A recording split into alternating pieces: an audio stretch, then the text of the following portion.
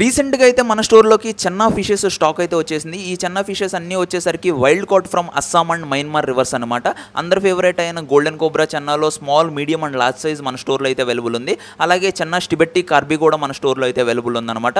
స్టోర్లో పెడదామని అయితే ఒక రేర్ వెరైటీ చెన్నాను కూడా అయితే తెప్పించాను. దానికోసమే ఈరోజు ఈ ట్యాంక్ అయితే సెటప్ అయితే చేయబోతున్నాం.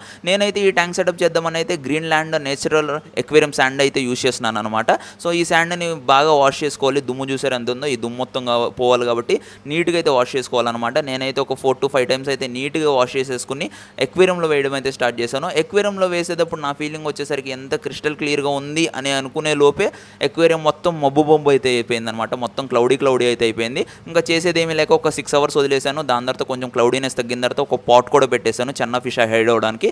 అండ్ 24 hours తర్వాత అయితే కొంచెం ప్లాంటేషన్ చేస్తాను. ఫైనల్ ట్యాంక్ సెటప్ అయితే ఇలా ఉందన్నమాట. ఇంకా లేట్ చేయకుండా మనం చెన్నా ఫిష్ యాడ్ చేయడమే దీంట్లో.